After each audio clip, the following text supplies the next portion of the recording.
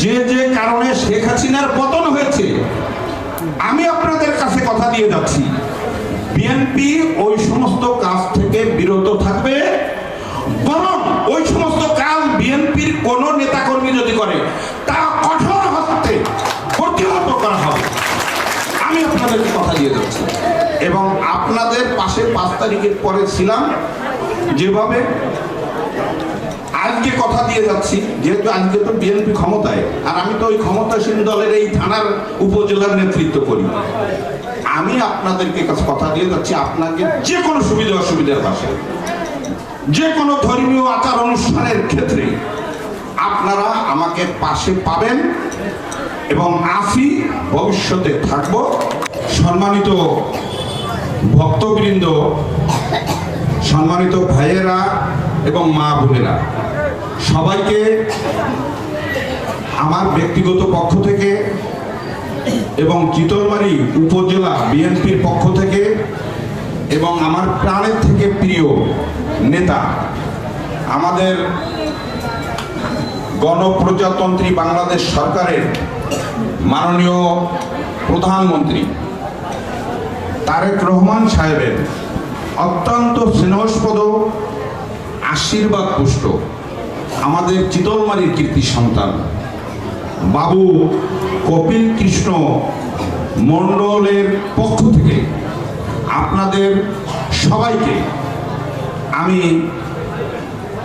নমস্কার জানাই, সালাম জানাই, শুভেচ্ছা জানাই এবং অভিনন্দন জানাই। বাংলাদেশ জাতীয়তাবাদী দল বিএনপি সম্প্রদায় সম্প্রীতিতে বিশ্বাস করে, যাহার জ্বলন্ত উদাহরণ প্রমাণ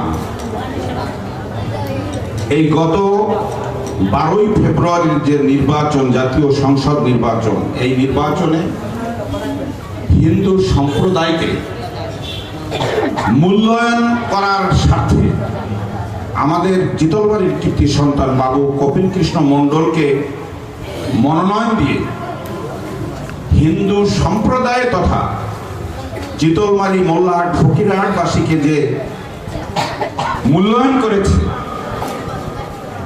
সেই মূল্যায়নের অংশ হিসেবে গত 12ই ফেব্রুয়ারি আপনারা হিন্দু সম্প্রদায়ের লোক শতভাগ ভোট ধানের শীষ মার্কায় দিয়ে আপনারা প্রমাণ করেছেন এবং আপনারা প্রমাণ করেছেন যে তারেক রহমান সাহেবকে আপনারা মূল্যায়ন করেছেন। এটা আমরা কৃতজ্ঞতার সাথে স্বীকার করি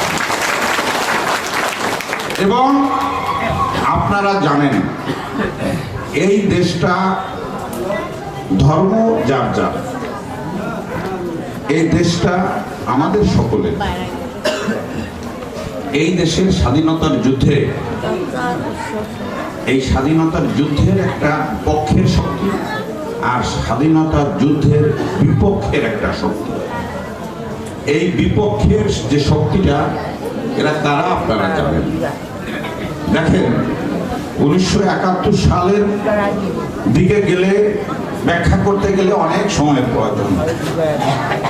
আমি শুধু এই নির্বাচনটার কথা বলতে চাই। এই নির্বাচনে স্বাধীনতার বিপক্ষের শক্তিরা সমবেত হয়ে কপিল কৃষ্ণ মণ্ডলকে এক শ্রেণীর প্রতিহিংসার বশবর্তী এক শ্রেণীর লোক তার বিরোধিতা করেছে। এখানে যদি কপিল বাবু এমপি হয়, প্রতিষ্ঠিত হয়, হিন্দু সম্প্রদায়ের যারা প্রতিষ্ঠিত হতে চান তাদের পথ বন্ধ হয়ে যায়, যাহার কারণে তাদের ভিতরে প্রতিহিংসা তৈরি হয়েছিল। আর আমাদের বিএনপির একটা মহলের প্রতিহিংসা তৈরি হয়েছিল, যারা বেঈমান, বিশ্বাসঘাতক। সিরাজউদ্দৌলা নাটকে আমরা সেই নাটক দেখে আমরা উপলব্ধি করি মীর জাফরের যে ভূমিকা ছিল, সেই ভূমিকাটা পালন করেছে আমাদের দলের কিছু নেতা কর্মীরা।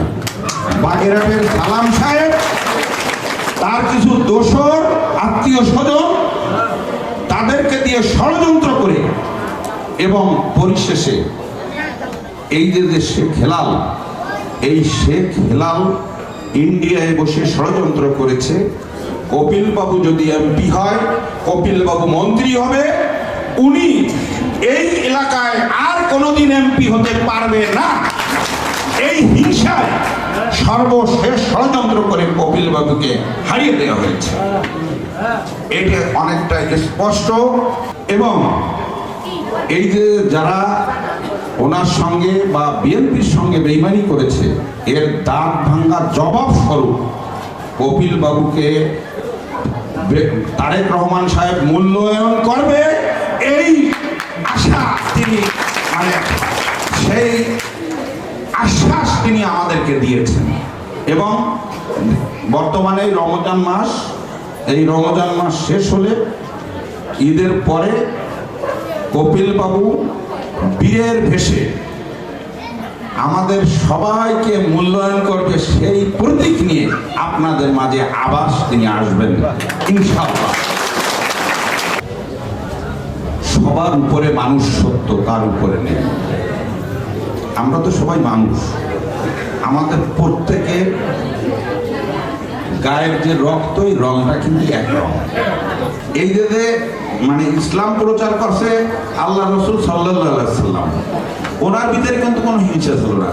উনি কিন্তু কোনো ধর্মের বিরুদ্ধে কথা বলতেন না, কোনো দিনও উনি কোনো যত বই পুস্তক আছে ইসলামের, কোনো বই পুস্তকে নাই যে তুমি অমুক ধর্মকে হিংসা করো, অমুক ধর্মকে প্রতিহত করো, অমুক ধর্মের লোককে তোমরা প্রতিহত করো, বেইজ্জতি করো, এরকমের কোনো ইয়া নাই। আমরা একটা মহল, আমরা একটা অন্য জাতি। মুসলিম হিন্দুর ঊর্ধ্বে আর একটা জাতি আছে, মীর জাফরের জাতি, যেটাই গত নির্বাচনে প্রমাণ হয়েছে। সেই মীর জাফরের জাতিগুলো হলো আমরা এই হিংসা প্রতিহত এইগুলো করি। আচ্ছা, আমি কথা বাড়াবো না, আমি শুধু বলবো কি, দীর্ঘকাল আওয়ামী লীগ ক্ষমতায় ছিল, খালি ওই বিএনপির লোকজনে বলে যে হিন্দুরও খালি নৌকায় ভোট দেয়। কিন্তু এবারের নির্বাচনে সারা বাংলাদেশে হিন্দু সম্প্রদায়ের লোক বিএনপিতে ধানের শীষে ভোট দিয়েছে। এখন এই যে ধানের শীষে বা বিএনপিতে যে ভোট দিয়েছে, তাই না, এর জন্য বিএনপি ঋণী না। আমি আপনাদেরকে কথা দিয়ে যাচ্ছি, আমি চিতলমারীর সন্তান, বিএনপির নেতৃত্ব দেই। আগামী 5 বছরের জন্য বিএনপি ক্ষমতায় এসেছে। 5 তারিখই আপনাদের এই জায়গায় 5ই আগস্টের পরে, সরকার পরিবর্তনের পরে আমি কিন্তু আপনাদের অঞ্চলে 2-1 আসছি এবং কথা বলছি, কিন্তু সেই কথাগুলোর গুরুত্ব থেকে আজকের কথার গুরুত্ব অনেক বেশি। কারণ আপনারা বিএনপিদের ক্ষমতায় আনছেন আগামী 5 বছরের জন্য। আমি আপনাদের কাছে একটা এশিওর করতে চাচ্ছি, সেটা হলো কি,